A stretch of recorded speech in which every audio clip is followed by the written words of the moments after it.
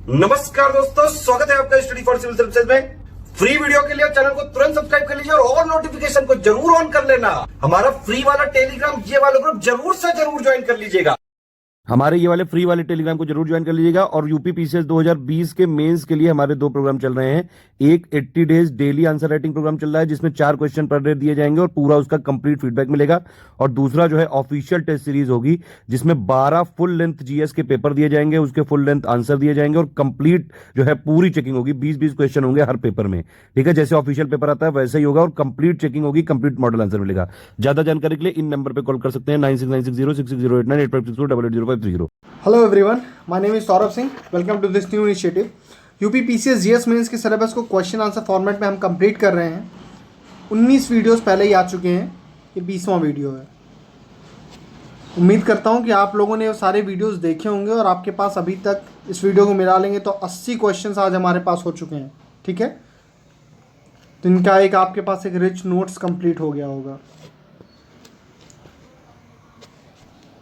Study for civil services के जो भी प्रोग्राम्स चल रहे हैं, जैसे 2020 वाले जो मेंस है उसकी जो टेस्ट सीरीज़ है, या बीपीएससी की जो टेस्ट सीरीज़ चल रही है, या 2021 के लिए जो हम प्रोग्राम चलाने वाले हैं, या लोअर पीसेस के लिए जो चल रहा है, उन सारे प्रोग्राम्स के लिए इन नंबर्स पे आप कॉल करिए। आप कमेंट सेक्शन में पूछते हैं, यही नंबर है, इन्हीं पे कॉल करना है आपको। और ये फ्री टेलीग्राम चैनल ज्वाइन कीजिए ताकि जो भी नए टेस्ट सीरीज़ आ रहे हैं, जो प्रोग्राम्स आ रहे हैं, इनके थ्रू आपको पता चल सके, ठीक है। मैंने कई क्वेश्चन जैसे यूजुअली मैं एथिक्स में बोलता हूँ कि अगर आपके पास भी कोई आइडियाज़ हों तो आप उनको कमेंट सेक्शन में लिखा करिए। मैंने 1-2 लोग का देखा है, उन लोगों ने एक स्टेटमेंट लिखी थी, तो ये बहुत अच्छी चीज़ है कि आप भी अपना दिमाग साथ साथ चला रहे हो। आगे बढ़ते हैं, आज के सारे 4 क्वेश्चंस देखते हैं। पहला है आपका आर्ट एंड आर्किटेक्चर से, कि जो मंदिर वास्तुकला है भारत में, वो आपको पता होगा कि नागर है, द्रविड़ है और वेसर है। तो ये क्वेश्चन 2 तरीके से बन सकता है। इसमें पहला तो बन सकता है भाई तीनों के बीच में डिफरेंस बता दो। इसको बहुत सिंपल है कि आप पेपर में बता सकते हो डिफरेंसेस तीनों के क्या हैं। दूसरा है कि डिफरेंस के साथ साथ इम्पोर्टेंस अगर आपसे पूछे, सिग्निफिकेंस अगर पूछ दे तो आप क्या लिखोगे। तो आपको सिर्फ उसके बारे में नहीं लिखना है, उसके बारे में कुछ सिग्निफिकेंस भी लिखना है, ठीक है। तो ऐसे एक क्वेश्चन बन सकता है।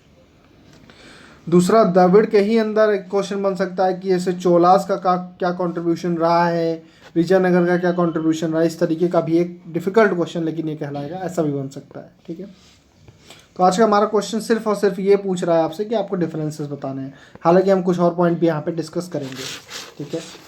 क्वेश्चन नंबर 2 है आपका 6th शेड्यूल से लेकर के, कॉन्स्टिट्यूशन का 6th शेड्यूल जो है उस पर रिलेटेड क्वेश्चन है। हाल ही में अरुणाचल प्रदेश की जो असेंबली है उन्होंने एक रिजोल्यूशन पास किया और उन्होंने एक जो प्रस्ताव पारित किया उसके तहत उन्होंने मांग की कि अरुणाचल प्रदेश को भी किसके अंदर, 6ठे शेड्यूल के अंदर, अरुणाचल प्रदेश को 6th शेड्यूल के अंदर एंट्री दी जाए।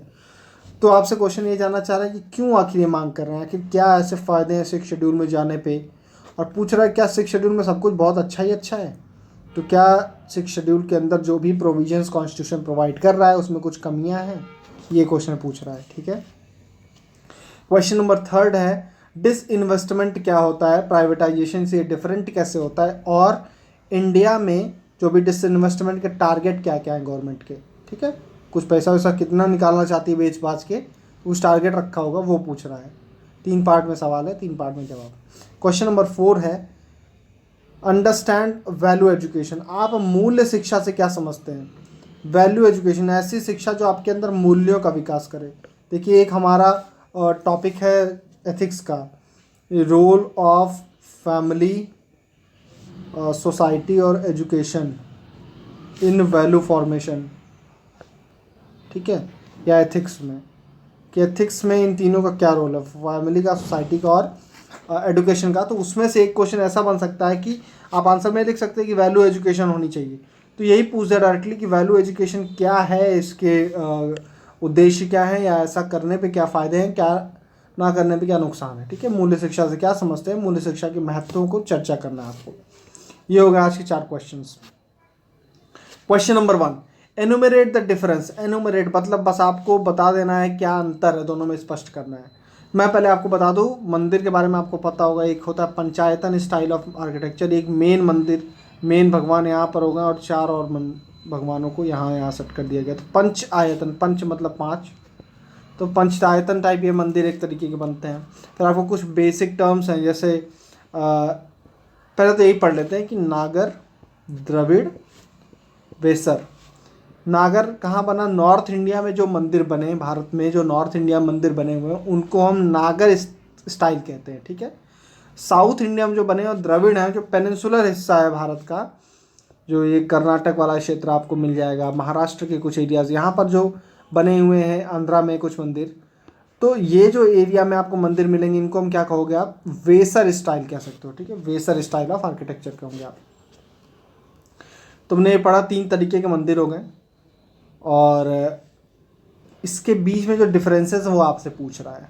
तो डिफरेंसेस एक तो लिखने का तरीका है, जो मोस्ट ऑफ द टाइम हम लिख रहे होते हैं कि जो भी उसके फीचर्स हम वो लिख रहे होते हैं जो हमको डायरेक्टली दिख रहा है। जैसे इधर लिखोगे आप, इसको शिखर कहते हैं, इसको विमान कहते हैं। अभी मैं बताता हूँ क्या चीज़ें।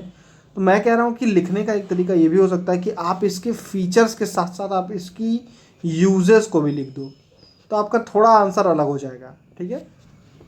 बताता हूँ कैसे। नागर हम पढ़ते हैं। नागर आपको पता होगा, जो भी आपने नॉर्थ इंडिया में अगर हम रह रहे हैं, यूपी में रह रहे हैं, तो जितने मंदिर अगल बगल आपको दिखे होंगे वो नागर स्टाइल के ही दिखे होंगे। जिसमें ये मंदिर यूँ आपका क्या होता है, ये आपको मंदिर इस तरीके का कुछ दिखता है, ये भगवान वाला मामला है। तो ये तो बहुत सिंपल मंदिर हो गया। अभी जो हम बहुत बड़े बड़े मंदिर देखते हैं, जैसे मान लीजिए आप काशी विश्वनाथ गए होंगे, ठीक है, या फिर नए वाले वीटी गए होंगे, विश्वनाथ टेम्पल जो आपको बीएचयू के अंदर मिलेगा। अगर इन सब मंदिरों में आप गए हैं, या किसी भी खजुराहो गए हैं, खजुराहो के अंदर आपने अगर कंदरिया महादेव देखा है, तो ये मंदिर की जो भी फीचर्स आपने देखे होंगे दिमाग में, उनको याद करिएगा, उसके थ्रू हम पढ़ते हैं आगे।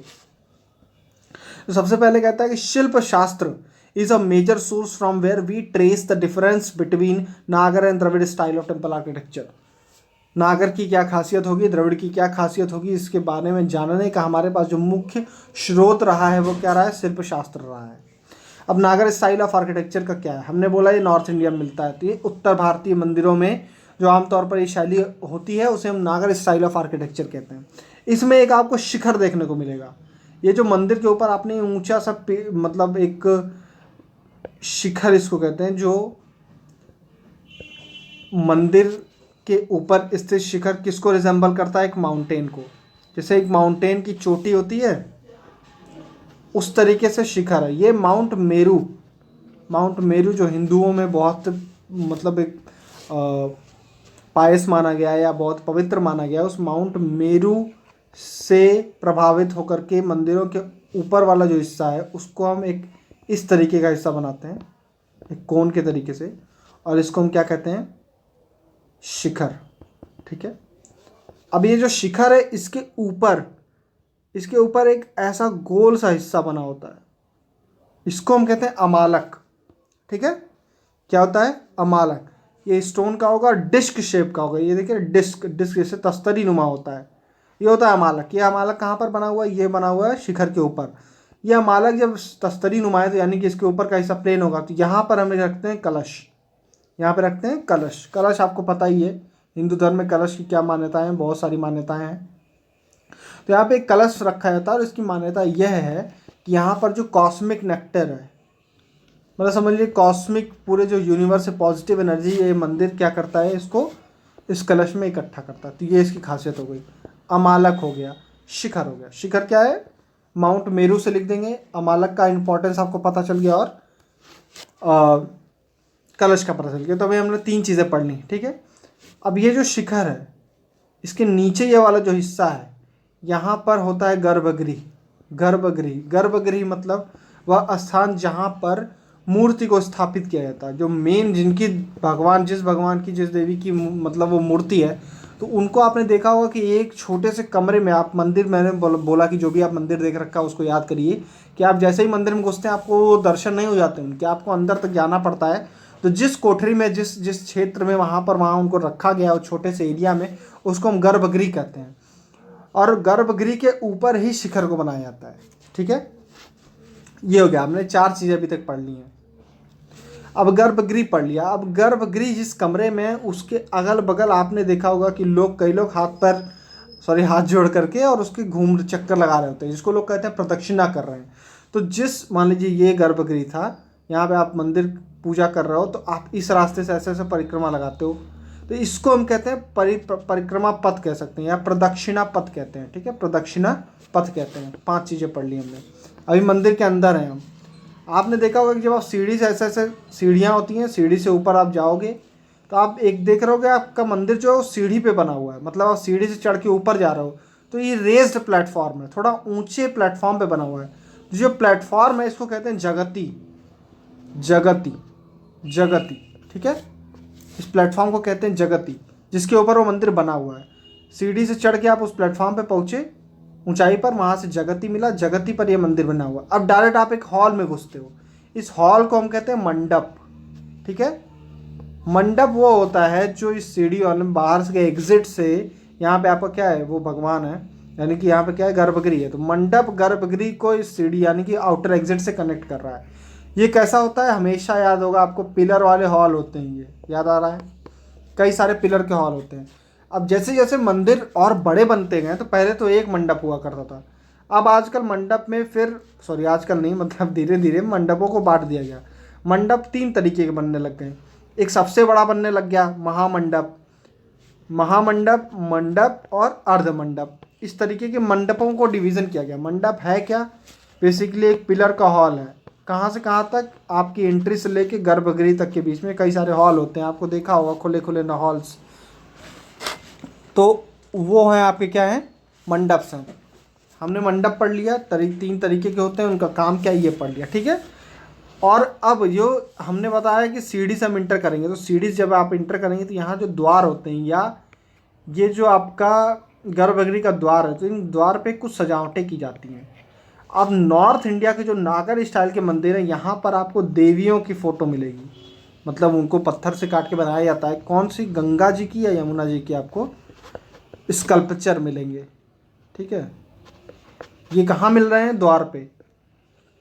ये इंपॉर्टेंट है क्योंकि साउथ इंडिया में आपको कुछ अलग मिलने वाला है। अभी तक हमने क्या क्या पढ़ लिया, फिर से रिवाइज करते हैं। ये शिखर बनेगा हमारा पिरामिड, कोनिकल शेप का। ठीक, किससे, माउंट मेरू से प्रभावित हुआ। ऊपर क्या बना, इसके का डिस्क शेप का क्या बन रहा है, तस्तरी नुमा अमालक।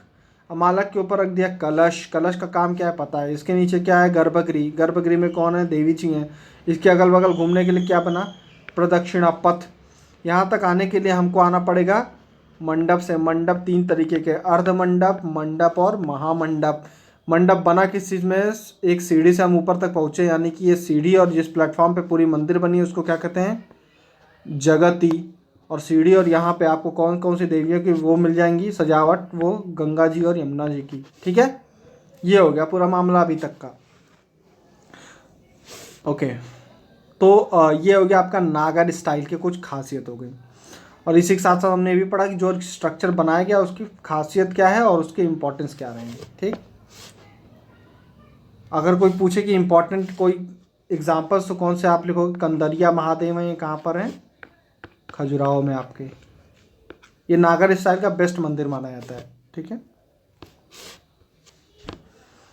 खजुराहो का। द्रविड़ में क्या है, द्रविड़ में ये जो हिस्सा है ये मंदिर के गर्भगृह के ऊपर वो पिरामिड शेप का होता है। पिरामिड इस तरीके से होता है ना, स्लैब्स होते हैं लगातार, यूं यूं यूं यूं, मतलब कुछ ऐसे ऐसे ऐसे ऐसे। बहुत गंदा बनाता हूँ यार मैं। ये इस तरीके का कुछ जो स्लैब बनेगा, तो पिरामिड आपने देखा होगा ना, गीज़ा के पिरामिड, उसको उल्टा कर लीजिए या उसी तरीके का, उल्टा नहीं, आई मीन उसी तरीके का पिरामिड बनेगा। ये जो पिरामिड नुमा बनता है, इनको जैसे हम नॉर्थ इंडिया में यूं थे, ये ऐसे टाइप के, थोड़ा पर्वत की चोटी टाइप के। यहाँ पर ये पिरामिड टाइप के हो गए, तो यहाँ पे इनको शिखर कहते थे, यहाँ पे इनको विमान कहेंगे। ठीक है, अच्छा, यहाँ पर अमालक था, अमालक के ऊपर कलश था, यहाँ पर भी अमालक नुमा कुछ बनेगा और इसके ऊपर यहाँ वाले एरिया को शिखर कहते हैं यहाँ पर। ठीक है, साउथ इंडिया की बात हम कर रहे हैं, पहली चीज़ हो गई। तो द्रविड़। अच्छा, इसकी लोकेशन अगर हम बात करें तो लोकेशन ये कहाँ पर है, कृष्णा और कन्याकुमारी के बीच में। रिवर कृष्णा और कन्याकुमारी के बीच में जो मंदिरें बनी हैं वो द्रविड़ स्टाइल में बनी है, वो ये कह रहा है। अब इसमें हमने बात की कि सबसे बड़ी बात की, जो मंदिर होती हैं ये एक बड़े मैदान में बनेंगी और ये पूरा मैदान बाउंड्री वॉल से घिरा हुआ रहता है। ठीक है, तो अब आप सोचोगे कि अंदर कैसे आओगे, तो अंदर आने के लिए आपको 4 तरफ से रास्ते मिलेंगे या 2 तरफ से भी मिल सकते हैं, ठीक है। ये और यहाँ पे कहीं मंदिर बनेगा और यहाँ पर वाटर टैंक मिलता है आपको। नॉर्थ इंडिया के मंदिरों में आपको वाटर टैंक नहीं मिलेगा, बहुत रेयर है। साउथ इंडिया में कंपलसरी है, ठीक है। उनका एक रीज़न है कि वहाँ पर रिचुअल बाथ का सिस्टम है कि आपको मंदिर जाने से पहले प्योर होना है, तो नहा के उसके बाद मंदिर में जाना है, ठीक है। दूसरी बात, ये बहुत बड़े कॉम्प्लेक्सेस होते थे मंदिर। नॉर्थ इंडिया की छोटी होती है, साउथ इंडिया के मंदिर बहुत बड़ी बड़ी हैं, और इसके अंदर लोग रेजिडेंशियल प्लॉट भी होते थे, लोग रहते थे, तो उनकी पानी की रिक्वायरमेंट्स के लिए भी यहाँ पर टैंक हुआ करते थे, ठीक है। नॉर्थ इंडिया के तरीके से नॉर्थ इंडिया में आपको टैंक वगैरह नहीं मिल रहा, लेकिन साउथ इंडिया के मंदिर में आपको यहाँ पे वाटर टैंक भी मिलेगा। इसका रीजंस क्या क्या है आपने पढ़ लिया। ये क्या है, ये गोपुरम है। गोपुरम मतलब मंदिर में एंटर करने के लिए, मंदिर में नहीं, बेसिकली मंदिर का जो कॉम्प्लेक्स है उसमें एंटर करने के लिए आपको एक गेटवे बनाया गया है, तो ग्रैंड गेटवे कहते हैं। बहुत बड़े बड़े दरवाजे होते थे। इनफैक्ट मंदिर का जो ये ऊपर वाला विमान है ना, कभी कभी इससे ऊंचे ऊंचे आपको गोपुरम मिल जाएंगे, ये हालत है। तो गोपुरम जो होता है, आप गूगल करके देखिएगा, गोपुरम मंदिर का विमान जिस तरीके से सजाया जाता था उसी तरीके से ये एंट्री गेट। अब इस एंट्री गेट से आप ऐसे चल के आएंगे, फिर यहाँ पर आपको मंदिर बना हुआ मिलेगा, यहाँ पर वाटर टैंक मिलेगा, और इस एरिया में और छोटी मोटी दुकानें हो सकती हैं, और जो भी मंदिर के काम है वो सब हो रहे होंगे, ठीक है। तो हमने पूरा अभी तक पढ़ा। पहले तो ये इनक्लोज होने वाले हैं, दूसरा यहाँ पर मंदिर, ये एंट्री पॉइंट जिनको हम गोपुरम कहते हैं, गोपुरम ग्रैंड गेटवे होते हैं, वाटर टैंक यहाँ पर होता है, ये एक चीज़ हो गई। दूसरी चीज़ क्या पढ़ रहे हैं, वाटर टैंक पढ़ लिया, ठीक है। विमान जो होता है ट्रायंगुलर होता है, ये हमने पढ़ लिया। गर्भगृह के ऊपर बना होता है, ये आपको पता ही है। साउथ इंडिया की जो टेम्पल है वो सिर्फ रिलीजियस सेंटर नहीं होते थे, यहाँ पर एडमिनिस्ट्रेटिव एक्टिविटी भी होती थी। यहाँ पर एजुकेशन का काम हो रहा है, डांस का काम हो रहा है, बहुत सारे एम्प्लॉयमेंट जनरेशन का काम होता था। कोई खाना बना रहा है, कोई प्रसाद बना रहा है, कोई क्लीनिंग कर रहा है, कोई डांस कर रहा है, ठीक है। तो ये सब चीज़ें यहाँ पर होती थी। देवदासी एक तरीके का निगेटिव कॉन्सेप्ट भी यहाँ पर इन मंदिरों में था, तो ये हो गया। इसके अलावा मंदिरों का एक और काम था कि जब कभी, जैसे आज की डेट में क्या होता है कि आपने इकोनॉमिक्स पढ़ा होगा, इकोनॉमिक्स आपने पढ़ा होगा कि जब डिमांड बहुत ही कम हो जाती है इकोनॉमी में, तो ये होता है कि एक बार गवर्नमेंट को खूब सारा पैसा खर्च करना चाहिए, जिसको कहते हैं इन्फ्यूजन ऑफ मनी। उससे क्या होगा, लोगों के हाथों में पैसा आएगा। जब लोगों के हाथों में पैसा आएगा तो और तेज़ी से वो लोग खरीदारी शुरू करेंगे, डिमांड बढ़ेगी और फिर से मार्केट अपने लाइन पे आ जाएगी। तो इस तरीके के कॉन्सेप्ट जो हम कहते हैं, जिसको हम कहते हैं कि आज की डेट में मैक्रो इकोनॉमिक्स, वो उस समय राजा किस तरीके से हैंडल करते थे कि बहुत ज़्यादा डिमांड कम है, तो वो किसी मंदिर का प्रोजेक्ट को शुरू करते थे। होता क्या था कि उसमें बहुत सारा पैसा, बहुत सारे लोग को एम्प्लॉयमेंट मिलता था, तो लोगों में फिर वो डिमांड क्रिएट करने वाली बात हो जाएगी, और बाद में किंग को भी फ़ायदा मिलता था। क्यों? क्योंकि फिर इन मंदिरों को बहुत सारा डोनेशन मिलता था और उससे उनको भी फ़ायदा हो जाता था। तो एक तरीके से इकोनॉमी को बूम करने वाला काम भी ये मंदिरें कर सकती थी, इनका कंस्ट्रक्शन जो होता था, ठीक है। ये सब पॉइंट आप लिखोगे तो थोड़ा आपका आंसर अलग हो सकता है और लोगों से। फिर इनके जो सबसे इम्पॉर्टेंट, हाँ मैंने अलग इम्पॉर्टेंट एक्टिविटीज़ की बात की, जैसे क्या करता था कि ये कभी मनी लेंडिंग का काम भी यहाँ की मंदिरें किया करती थी, ये सब भी करते थे, ठीक है। और इनका एग्जांपल आपको दिख सकते हैं, बृहदीश्वर टेम्पल तंजावुर का। कौन सा टेम्पल? बृहदीश्वर। नॉर्थ इंडिया में हमने क्या एग्जांपल पढ़ा है? कंदरिया महादेव। कहाँ पे हैं? खजुराहो। साउथ इंडिया का क्या कर रहे हैं? बृहदीश्वर टेम्पल तंजावुर का है, ठीक है। ये क्या है? ये बेस्ट एग्जाम्पल्स हैं इन मंदिरों के, ये आप बोल सकते हो। फिर क्या है, मैंने बताया था कि नॉर्थ से, नागर से और साउथ के द्रविड़ से कुछ कुछ प्रभावित होकर के जो ट्रांजिशन वाला एरिया था इंडिया का, पेनिनसुलर हिस्सा, उसमें क्या बन गए? वेसर स्टाइल बन गई, ठीक है। डकन एरिया, डकन वाला जो क्षेत्र है वहाँ पर क्या बना? वेसर स्टाइल बना, जिसमें दोनों के आपको अंश देखने को मिल सकते हैं, ठीक है। तो हमने गोपुरम पढ़ लिया, वाटर टैंक पढ़ लिया साउथ इंडिया का, पिरामिड शेप का होगा ये पढ़ लिया, मल्टी स्टोरी होगा ये पढ़ लिया, ठीक है। तो इस तरीके से आप डील कर सकते हैं। कोई भी क्वेश्चन आए, देखिए उसमें सिर्फ फीचर्स मत लिखिएगा, उसके इंपॉर्टेंस भी लिखिएगा, उससे आपका आंसर थोड़ा अलग हो जाएगा। डायग्राम 2 आप क्रिएट कर सकते हो, जो लक्ष्मी इनकी किताब है नितिन सिंघानिया जी की, इसमें जो डायग्राम्स दिए हुए वो आप बना लीजिए, ठीक है। ये हो गया। अच्छा, एक क्वेश्चन पंचायतन पे भी पूछ सकता है आपसे, पंचायतन स्टाइल क्या है। कल्चर के जो भी इंपॉर्टेंट टॉपिक्स हैं उस पर कुछ कुछ क्वेश्चन मैं बना दूंगा। अब एक तो आज बहुत इंपॉर्टेंट हो गया, अभी तक शायद पूछा नहीं है, नागर स्टाइल और आर्किटेक्चर का शायद अभी तक नहीं पूछा। मैंने 2019 का पेपर मुझे याद नहीं आ रहा है अभी, तो अगर नहीं पूछा है तो ये इंपॉर्टेंट एक क्वेश्चन बन सकता है, ठीक है। क्वेश्चन नंबर 2 है आंध्र प्रदेश अरुणाचल प्रदेश के बारे में, सॉरी, और उसने अभी एक रिजोल्यूशन पास किया, रिजोल्यूशन पास करके छठी शेड्यूल 6 शेड्यूल की डिमांड की।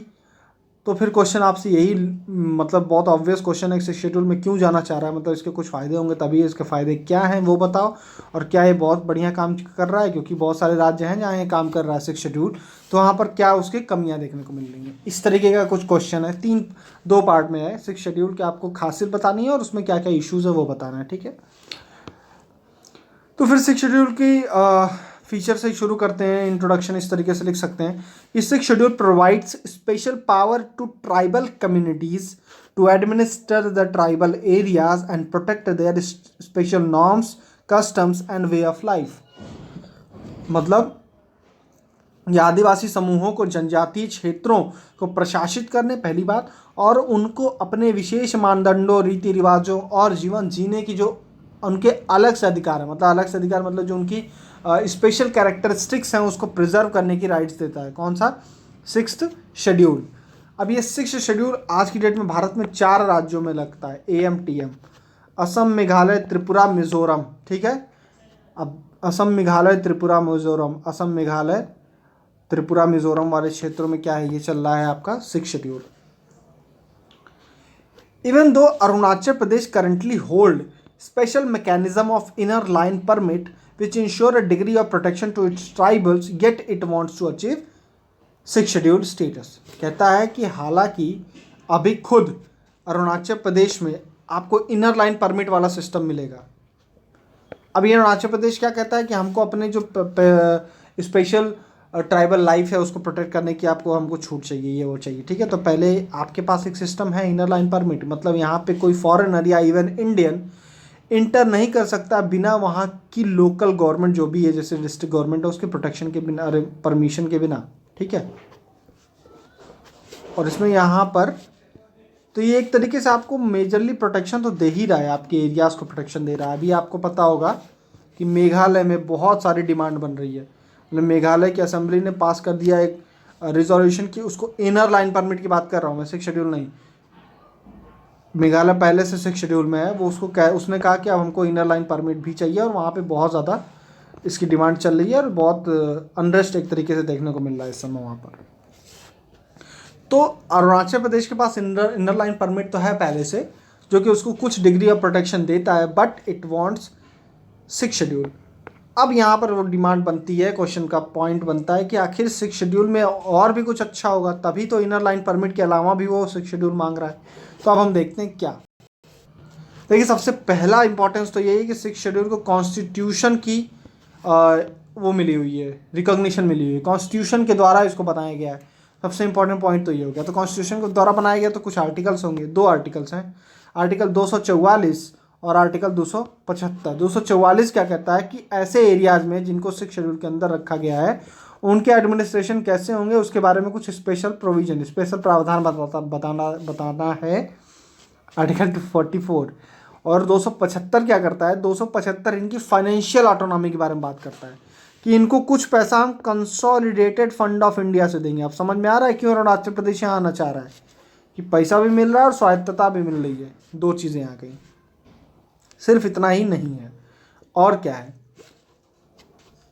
अच्छा हाँ, एक और इम्पॉर्टेंट चीज़ हिस्ट्री का कि बारदोलोई कमेटी बनाई गई थी, बारदोलोई समिति बनाई गई थी। बारदोलोई समिति की रिकमेंडेशन पे 6th शेड्यूल को कॉन्स्टिट्यूशन में रखा गया है। एक फैक्ट ये हो गया। तो कॉन्स्टिट्यूशन वाला पॉइंट जब बात करेंगे तो पहले बताइएगा कि कमेटी है, फिर 2 आर्टिकल हैं, ठीक। अब इसके एडवांटेजेस के बारे में बात करेंगे हम कि इसके फ़ायदे क्या हैं, किसके 6th शेड्यूल की बात हो रही है। अब हम ये वाला पॉइंट छोड़ चुके हैं कि अरुणाचल प्रदेश ने मांग कर ली, ठीक है। फिर हमने बताया क्यों मांग कर रहा है, क्योंकि पहले तो उसके पास इनर लाइन परमिट है, बट उसको और कुछ चाहिए, ज़्यादा चाहिए। ज़्यादा क्यों चाहिए? क्योंकि इसको पहली बात कॉन्स्टिट्यूशन की सहमति मिली हुई है, किसको? 6th शेड्यूल को। बारदोलोई समिति बनी थी, उसके बाद 2 आर्टिकल पढ़े, 244 और दूसरा 275, ठीक है। इनका आपको क्या मिला हुआ है? रिकॉग्निशन मिला हुआ है। अब मेन होता क्या है यहाँ पर, इनको कुछ executive, legislature, judicial, regulatory power मिली हुई है, ठीक है। एग्जीक्यूटिव, लेजिस्लेचर, जुडिशियल और रेगुलेटरी पावर मिली हुई किसको? 6 शेड्यूल वाले एरियाज़ को। अब आप सोचो, मान लीजिए मैंने बता दिया आज की डेट में 10 ऐसे एरियाज़ हैं। मैंने बोला कि 4 राज्य हैं, असम, मेघालय, त्रिपुरा, मिज़ोरम। वहाँ हम असम का एग्जांपल लेते हैं या मेघालय का लेते हैं। मेघालय यहाँ पर कुछ है, नॉर्थ ईस्ट बनाऊँ तो यहाँ पे गारो हैं, खासी हैं, जयंतियाँ हैं। 3 आपको ट्राइब्स मिलती हैं। तो 3 अलग अलग यहाँ पर autonomous territorial autonomous district council बनाई गई हैं।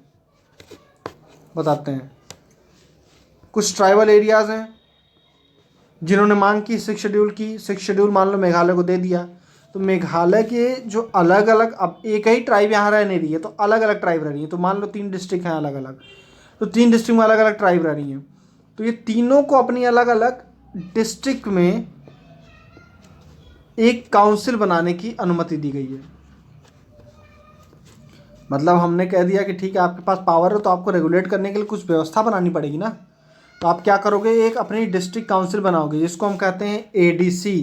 क्या बात कहते हैं, ऑटोनॉमस डिस्ट्रिक्ट काउंसिल। अब देखो, जैसे मैंने बोला मेघालय, मेघालय में क्या आपको गारो खासी जयंती है, तो गारो डिस्ट्रिक्ट काउंसिल बना देंगे, खासी ऑटोनॉमस डिस्ट्रिक्ट काउंसिल बना देंगे, जयंतिया ऑटोनॉमस डिस्ट्रिक्ट काउंसिल बना देंगे।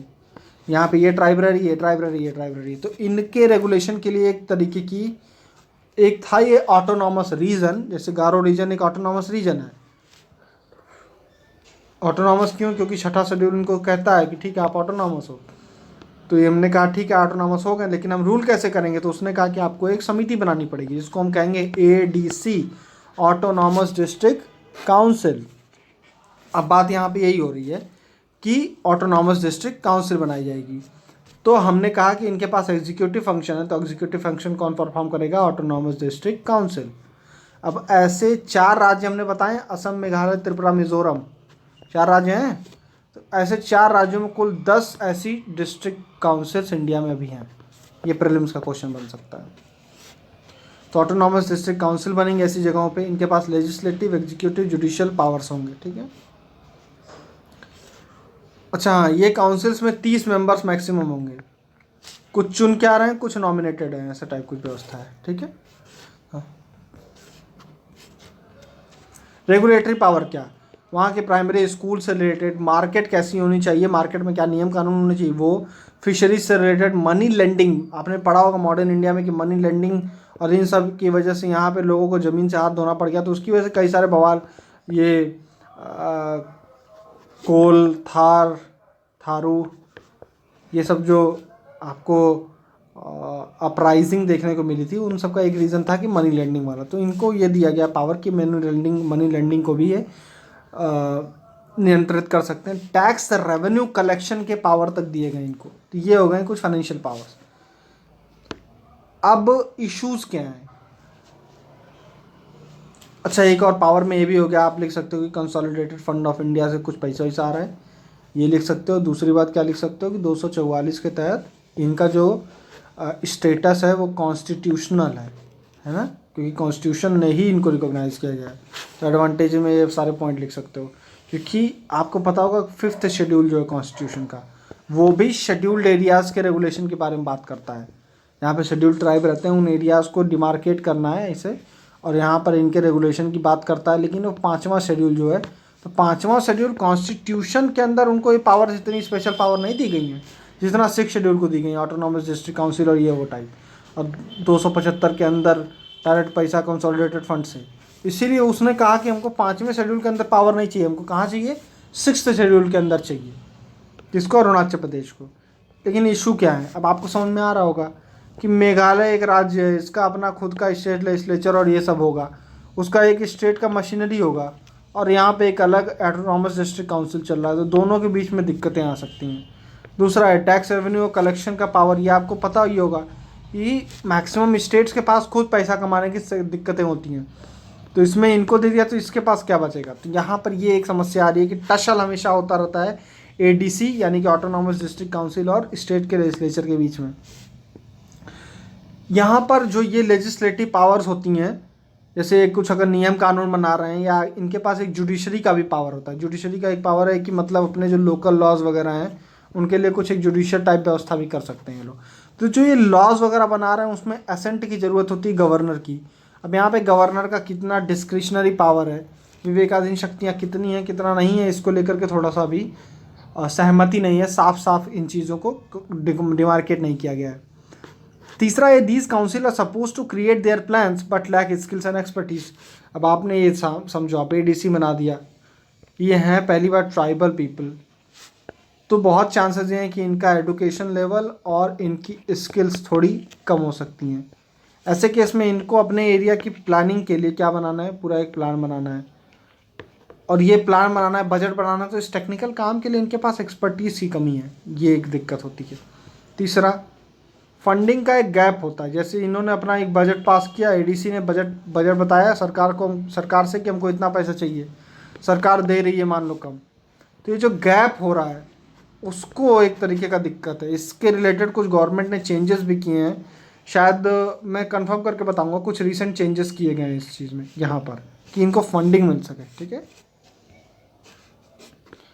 तो ये था ये क्वेश्चन कि अरुणाचल प्रदेश का क्या डिसीजन है। ये दूसरा 6 शेड्यूल की इंपॉर्टेंस क्या है, तो हमने पढ़ा है ऑटोनॉमस डिस्ट्रिक्ट काउंसिल होती हैं, इनके पास लेजिस्लेटिव, एग्जीक्यूटिव, जुडिशियल और रेगुलेटरी पावर्स होती हैं। इनको 244 और 275 के तहत कॉन्स्टिट्यूशन की वो मिली हुई है रिकॉग्निशन, और बारदोलोई कमेटी की रिकमेंडेशन। इतना लिख देंगे तो काम बन जाएगा यार, बहुत है। और फिर कुछ इश्यूज हमने पढ़ लिए, और क्या वे फॉरवर्ड है आप यहाँ से लिख सकते हो। ठीक है,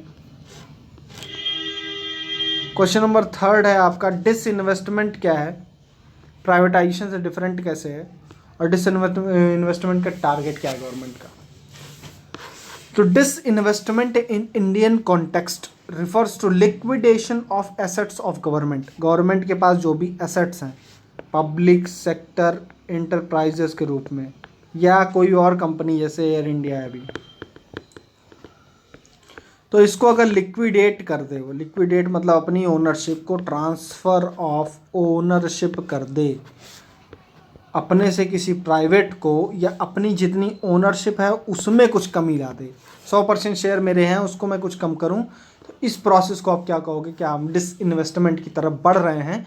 100% कर दिया अगर तो प्राइवेटाइजेशन कर रहे हैं, बेच ही दिया अगर उसको, एयर इंडिया को अपने पास हटा के अब मेरे पास कोई कंट्रोल नहीं रहेगा, तो मैं कह दूंगा उसको प्राइवेटाइज ही कर दिया। ठीक है, हो गया मामला, बेच दिया। तो ये क्या है, लिक्विडेशन ऑफ एसेट्स है, परिसंपत्तियों के परिसमापन। अब गवर्नमेंट क्यों करती है, इंट्रोडक्शन में ही लिख दो आपकी क्या क्या काम हो सकता है। मनी की रिक्वायरमेंट हो सकती है, फिजिकल मनी रिक्वायरमेंट, ये थोड़ा क्रूड वर्ड है, आप लिखना कि फिजिकल डेफिसिट अगर है उसको कम करने के लिए यूज़ कर सकती है। कैपिटल उसका जो है वो कुछ खाली होगा, तो उसको कहाँ यूज़ कर सकती है, सोशल सिक्योरिटी स्कीम्स के तहत यूज़ कर सकती है। ठीक है, रेवेन्यू शॉर्टफॉल, किसी साल पैसा ही कम आ रहा है तो बेच बाच के कुछ पैसा कमा लो, रेवेन्यू शॉर्टफॉल को मैच कर सकती है। इन चीज़ों के लिए डिसइन्वेस्टमेंट को किया जा सकता है। However when the government sells whole enterprise और a majority share it is called privatisation. हमने कहा डिफरेंस क्या है, तो अगर वही कहता है कि अगर पूरा का पूरा बेच दिया तो उसको हम क्या कहोगे, प्राइवेटाइजेशन, जैसे एयर इंडिया का भी होने वाला है, एयर इंडिया को पूरा ही बेच रहे हैं हम। ठीक है, thus we can say that not all disinvestment is privatization। Her disinvestment privatisation नहीं होता है, वो यही कह रहा है कि आपने बेचने की शुरुआत की तो आप समझ लो एक तरीके से डिसइन्वेस्टमेंट करना शुरू कर रहे हो। डिसइन्वेस्टमेंट, आपने पहले इन्वेस्टमेंट कर रखी थी उसको डिस कर रहे हो, डिस का मतलब विपरीत दिशा में जा रहे हो, कि आप अपनी इन्वेस्टमेंट को खाली कर रहे हो कि बेच बाच के कुछ पैसा मिल जाएगी। क्रूड वर्ड में आप ये समझ सकते हो इस तरीके से, तो डिसइन्वेस्टमेंट की तरफ हम बढ़ रहे हैं। अब ये पूरा 100% जब इसे कर देता है तो क्या कहते हैं, प्राइवेटाइजेशन। ठीक है, ये हो गया। अच्छा, एक और चीज़ है, मान लो गवर्नमेंट के पास अभी इसका 100% शेयर है किसी भी कंपनी का, इसको बेचते बेचते उसका शेयर आज की डेट में अगर 50% से कम हो जाता है, 50% से अगर कम हो गया तो उसको आप क्या बोलोगे कि वो है स्ट्रेटेजिक डिसइन्वेस्टमेंट। ठीक है, क्या है, स्ट्रेटेजिक डिसइन्वेस्टमेंट। मतलब मान लीजिए अभी मेरे पास 75% शेयर कंपनी का गवर्नमेंट के पास है, बेचना शुरू किया और इसको कम करके कितने पे ला दिया, 20%, यानी कि 80% किसके पास है, प्राइवेट के पास है। अब 20% बचा गवर्नमेंट के पास। इसको क्या हो गया, आप स्ट्रैटेजिक डिसइन्वेस्टमेंट। इससे रिलेटेड एक नई पॉलिसी आई है, डिसइन्वेस्टमेंट वगैरह से रिलेटेड एक पॉलिसी आई है, जिसमें गवर्नमेंट क्या बताएगी कि डिसइन्वेस्टमेंट का तरीका क्या होगा, क्या पॉलिसी है। उसके तहत वो बताएगी कौन से सेक्टर हमारे स्ट्रैटेजिक हैं, कौन से नॉन स्ट्रैटेजिक हैं। फिर स्ट्रैटेजिक में एक ना एक कंपनी सरकार की हमेशा रहेगी और मैक्सिमम 4 रहेंगी, और नॉन स्ट्रैटेजिक वाले में वो पूरा का पूरा प्राइवेट के लिए खोल दिया जाएगा। ठीक है, ये सब जो पूरा सिस्टम है, अब ये जब प्राइवेट के लिए खोला जा रहा है नॉन स्ट्रैटेजिक वाला, तो आज की डेट में जहाँ पर भी सरकार इस फील्ड में लगी हुई है उसको ये वाला बेचना पड़ेगा। तो ये बेचने का क्या तरीका होगा, किस तरीके से हम आगे बढ़ेंगे, वो सारी चीज़ें एक पॉलिसी आई है, उसके बारे में एक क्वेश्चन मैं बना के आपको बता दूंगा। ठीक है, ऑब्जेक्टिव क्या होता है डिसइन्वेस्टमेंट का, वही प्राइवेटाइजेशन वाला यार। फिस्कल बर्डन आपको कम करना है अपना तब। ठीक है, निजी स्वामित्व को बढ़ाना है। उससे क्या होगा, लोग कहते हैं कि प्राइवेट कंपनी जब आती हैं तो प्राइवेट वर्क कल्चर लेके आती हैं। ठीक है, तो वो सब बढ़ेगा है, तो उससे क्या होगा, एफिशिएंसी बढ़ेगी आपकी। ठीक है, आपकी जो है वो एफिशिएंसी बढ़ेगी इसकी वजह से। प्राइवेट ओनरशिप और पार्टिसिपेशन बढ़ेगा। कई सारे सेक्टर्स हैं जहाँ हमको प्राइवेट सेक्टर की ज़रूरत है। जैसे अभी तो मैंने कुछ दिन पहले बताया था ना, इसरो और स्पेस सेक्टर में हम कहाँ प्राइवेट सेक्टर को ले आने की बात कर रहे हैं। फार्मा हो गया, डिफेंस हो गया, हर जगह हम क्या ले आ रहे हैं, प्राइवेट्स को ले आ रहे हैं अब। Maintaining and promoting competition in market. आपको पता है पहले जब BSNL ही होता था तो फिर फ़ोन लगते लगते बंद हो जाता था। दिन रात आप फ़ोन करते हो कस्टमर को, पैसा कट गया, ये हो गया, वो हो गया, हमने कॉलर ट्यून नहीं लगाई फिर भी लग गया। कुल मिला के ये कि सर्विस डिलीवरी बहुत बुरी होती थी। फिर क्या होगा, प्राइवेट सेक्टर्स की एंट्री हुई, वोडाफोन, एयरटेल, जियो, ये सब सारे आ गए। फिर होगा क्या कि BSNL को भी या तो BSNL मार्केट से बाहर ही हो जाएगा जो भी वो हो रहा है, या फिर अच्छा कम्पीट करने लगेगा। तो ये कहने का मतलब ये है कि जब ऐसा कुछ होगा, प्राइवेट सेक्टर आते हैं, तो आपकी जो सर्विस डिलीवरी है वो सुधर जाती है, एफिशिएंसी भी आती है। पहले कॉल, हमारा डेटा, ये सब बहुत महंगा होता था। आज की डेट में कॉल, इंडिया में जो डेटा है ना, इंटरनेट, वो सबसे सस्ता है लगभग। मतलब सबसे सस्ता नहीं कहूँगा, लेकिन विश्व में बहुत ही सस्ते में से गिना जाता है, क्योंकि इतना यहाँ कंपटीशन जनरेट होगा और इतनी बड़ी मार्केट है। फिर last point of the question ये था कि इंडिया का अभी टारगेट वगैरह कितना है, तो improving the efficiency of PSU ये तो होगा। डिसइन्वेस्टमेंट टारगेट फॉर 2021 कितना है, 2.1 लाख करोड़। इतना बेच के खाली कर देना है इन लोग को, इतना पैसा कमा लेना है बेच करके। ठीक है, इसमें से 90,000 करोड़ जो है वो कहाँ से, public sector, banks, financial institution से आएगा। बाकी 1.2 कहाँ से आएगा, पब्लिक सेक्टर एंटरप्राइजेस से आएगा। ठीक है, ये नोट कर लीजिएगा ज़रूर। यूपी PCS वालों का क्या है कि एक बार पूछ दिया था कि रिन्यूएबल एनर्जी का जो टारगेट है वो बताओ, डायरेक्ट मेंस में टारगेट पूछ देता है भाई। तो फैक्ट वगैरह जो इंपॉर्टेंट वगैरह हैं वो याद होने चाहिए, और ये वैसे भी अगर याद है तो आप मेंस में अपने लिख दोगे यार, कहीं ना कहीं लिख ही दोगे। ठीक है, क्वेश्चन नंबर 4 की तरफ बढ़ते हैं कि मूल्य शिक्षा क्या है, वैल्यू एजुकेशन क्या है और इसके महत्व क्या है। आपको मैंने बताया कि कौन सा टॉपिक ये जुड़ता है, role of family, society, educational institution, किस चीज़ में, वैल्यू फॉर्मेशन में। ये हम लोग का एक टॉपिक है एथिक्स में, पॉइंट 1 में ही है शायद। ठीक है, तो मूल्य शिक्षा यहाँ से इम्पोर्टेंट हो जाती है। ये नहीं भी पूछता डायरेक्टली, तो आपको अपने आंसर में जहाँ पर कोई भी ऐसा पॉइंट आता है जहाँ पे आपको सजेशन देना है एथिक्स को लेकर के, तो आप ये पॉइंट ज़रूर देना कि हमको इंडिविजुअल्स में भी कुछ चेंज करने की ज़रूरत है। सिर्फ लॉ, नियम, कानून नहीं बनाना है, लोगों में ही परिवर्तन की ज़रूरत है। लोगों में परिवर्तन कैसे हो सकता है, अगर उनको वैल्यू एजुकेशन दिया जाए। ठीक है, ये हो गया, तो इसलिए भी ये समझना ज़रूरी होता है। CV गुड नाम के कोई हैं भाई साहब जो कहते हैं कि value education is the aggregate मतलब एक समूह है, ऑफ ऑल द प्रोसेस, उन सभी प्रोसेसेस का, by means of which a person develops the attitude and other forms of behaviour of positive values in society in which he lives. ज़्यादा टेढ़ा हो गया क्या, कुछ टेढ़ा नहीं है, समझते हैं फिर से। कहता है कि उन सारी एक्टिविटीज़ का समूह है, उन सारी गतिविधियों का समूह है जिसके माध्यम से एक बंदा, एक पर्सन अपनी सोसाइटी के सारे पॉजिटिव वैल्यूज़ को सीखता है। सिंपल चीज़ वो बोल रहा है। हमने क्या बोला कि उसने बोला कि वैल्यू एजुकेशन क्या होता है, वो सारी गतिविधियों का समूह है जिसके तहत कोई भी मनुष्य, कोई भी पर्सन अपनी सोसाइटी के पॉजिटिव वैल्यूज़ को सीखता है। पॉजिटिव वैल्यूज़ में क्या क्या, उसकी एबिलिटी, एटीट्यूड और अदर फॉर्म ऑफ बिहेवियर, अपनी उसके अंदर उसकी एटीट्यूड, उसकी एबिलिटी और उसके बिहेवियर के थ्रू वो क्या सीखता है, पॉजिटिव वैल्यूज़ सोसाइटी के। ये पढ़ा दिया इस तरीके से मैंने। आप एक बार फिर से पढ़िएगा अपनी भाषा में जो भी आप पढ़ते हैं, अब आपको समझ में आ जाएगा ये क्या कह रहे हैं भाई साहब। ये रट लेंगे तो अच्छा ही है, अच्छा लग रहा है देखने में। दूसरा क्या है, अंडर वैल्यू एजुकेशन। अब वैल्यू एजुकेशन के अंदर अब आप क्या समझ रहे हो वो वाली बात लिखना है कि इसके अंदर अब आपको समझ में आ गया कि वो कह रहा है कि सोसाइटी की सारी पॉजिटिव वैल्यू सीखनी है, पॉजिटिव मूल्य सीखने हैं हमको।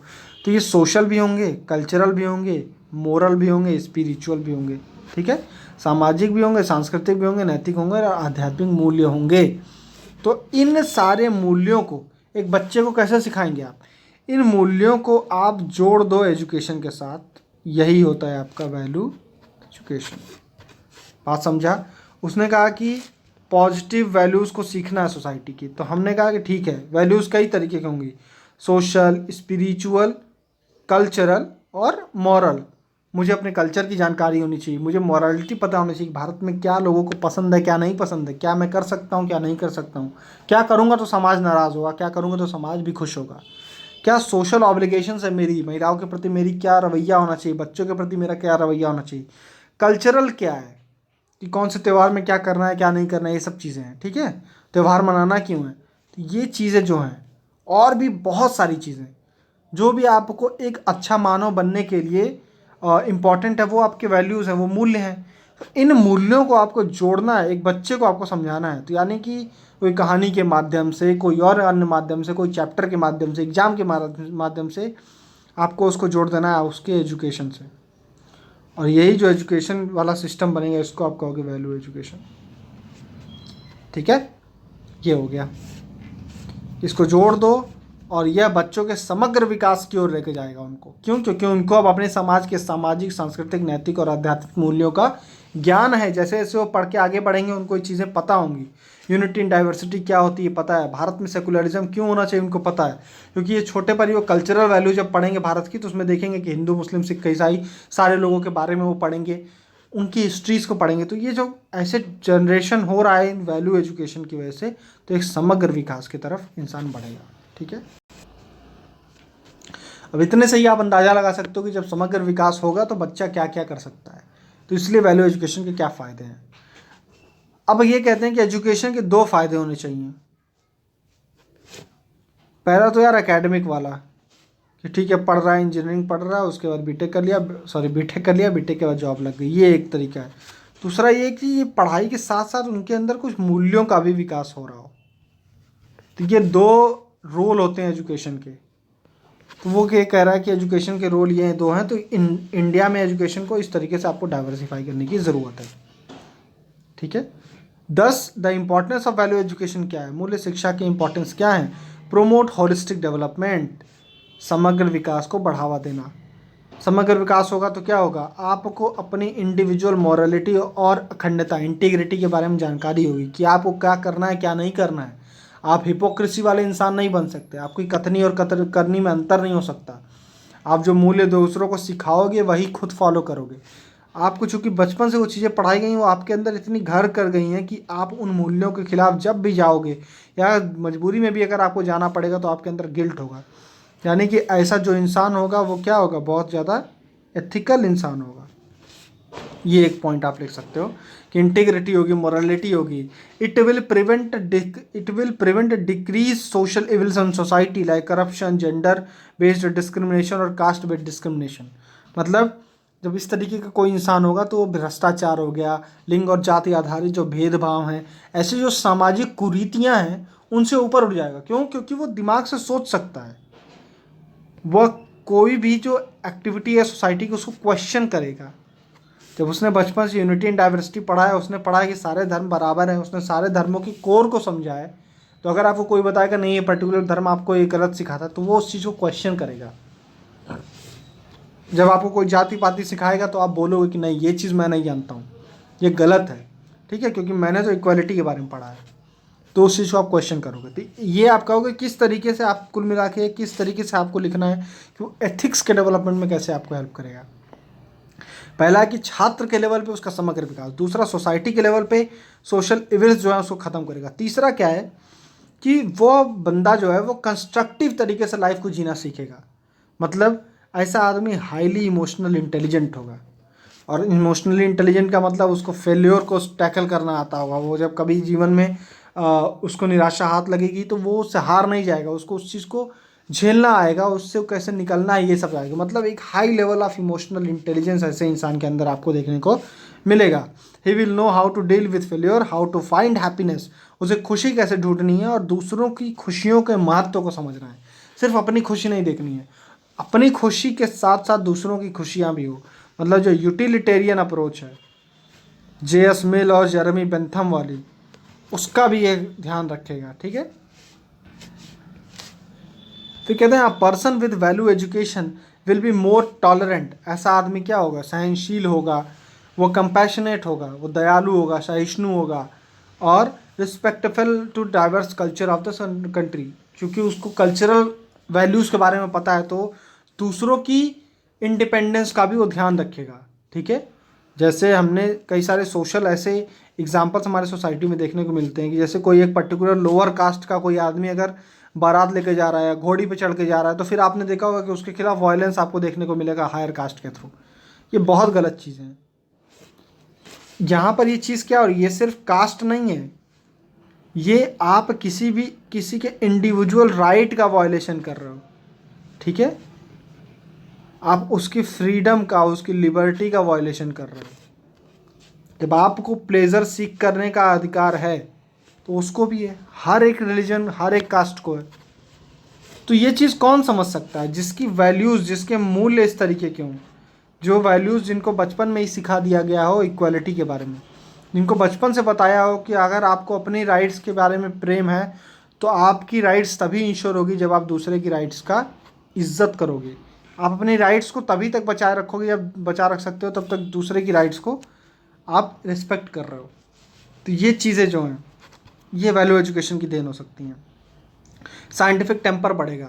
साइंटिफिक टेम्पर आपने देख लिया कि वो फिर वो सुपर स्टेशन में जात पात में बिलीव नहीं करेगा ऐसा आदमी, वो साइंस के बेसिस पे बातें करेगा, कुछ चीज़ों को क्वेश्चन करेगा, ठीक है, तो साइंटिफिक बेसिस बात करेगा। जैसे हमने पढ़ा है कि लोगों ने सोशल रिफॉर्म मूवमेंट के समय ये तक दिखाया कि कोई भी शास्त्र चाइल्ड मैरिज को प्रमोट नहीं करता है, ठीक है, और फिर साइंस के थ्रू उन लोगों ने बताने की कोशिश की कि किस तरीके से चाइल्ड मैरिज किसी भी बच्ची के ऊपर कितना साइकोलॉजिकली कितना गलत प्रभाव डाल सकता है, ठीक है। ये सारी पॉइंट्स लास्ट में क्या है कि वैल्यू एजुकेशन के इम्पोर्टेंस को, मूल्य शिक्षा की इम्पोर्टेंस को ध्यान में रख कर NCERT और कोठारी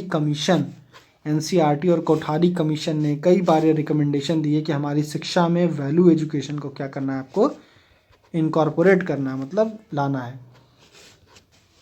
अब मुझे यूपी बोर्ड का नहीं पता, लेकिन मुझे CBSE बोर्ड का जहाँ तक याद आ रहा है कि मुझे शायद 8th तक हम लोग को सिविक्स पढ़ाया जाता था और एक मॉरल एजुकेशन करके पढ़ाया जाता था।